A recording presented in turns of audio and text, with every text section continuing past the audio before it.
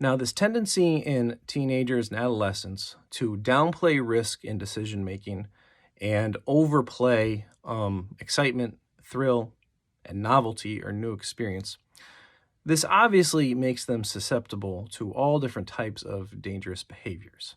And it's a tendency that dangerous people and people who do not have their best interest in mind, they will take advantage of that, and they do take advantage of it all the time.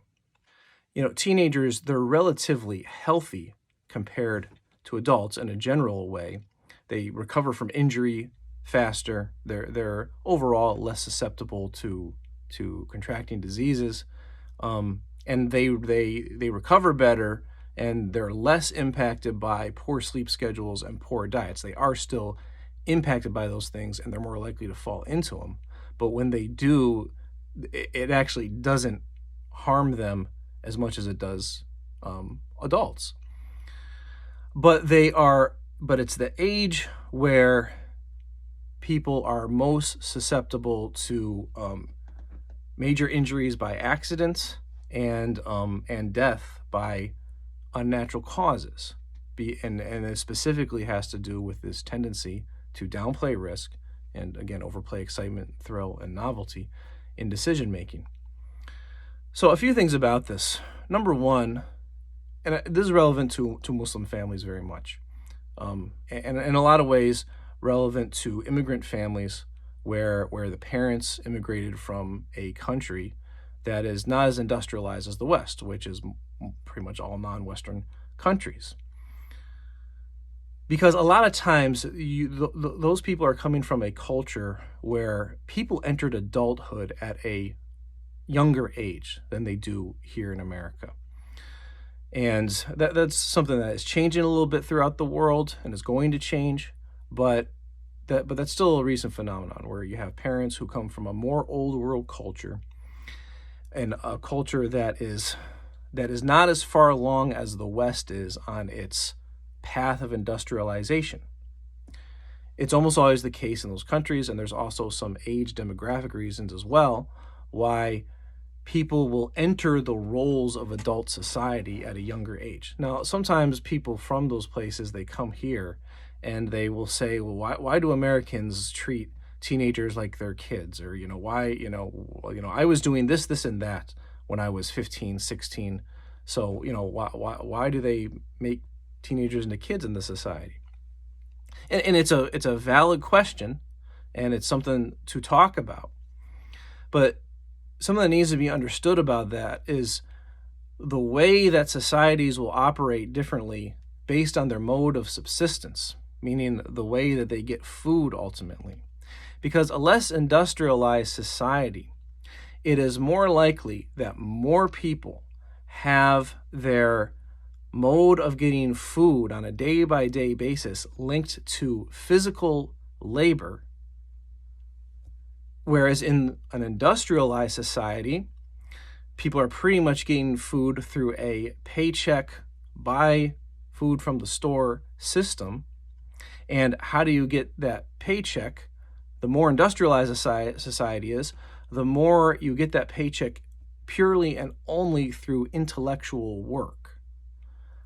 So this need for novelty and new experience and thrilling experience, in traditional cultures, pretty much, the way that need is met in adolescents and teenagers is by beginning to initiate them into the adult roles into the society.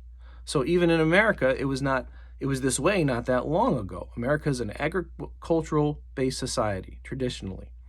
The reason that we have the summers off in America is because it used to be that the kids aged 10 to 18, maybe even younger, they were needed to work on the farms and everything during the summer. And that's why we still have summers off today. So how did they get this need for thrill and excitement and new experience?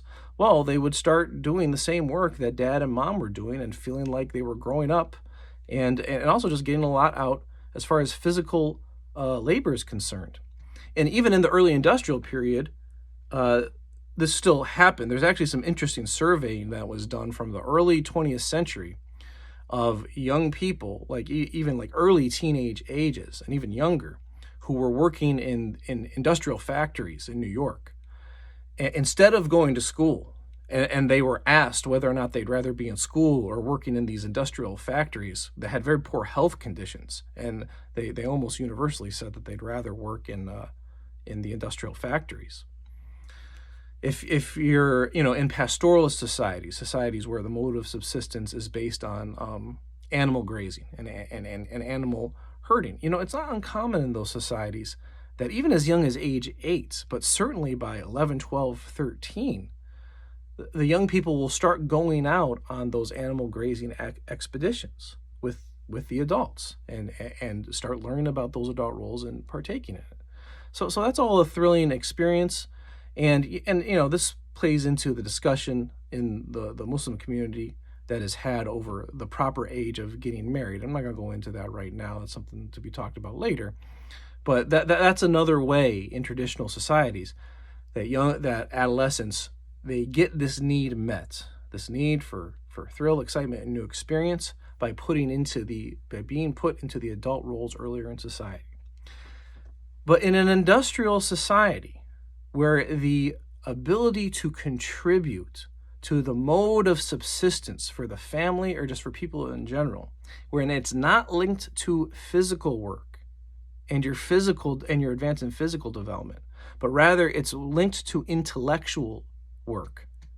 That means there's more priority there on your brain development and your intellectual development. So this is a question that even the Western world itself has not reconciled yet. How do you have this psychological need met for adolescents, for people in the age 12 to 25, this need for thrill and excitement, and which can cause people easily to fall into dangerous and risky behaviors?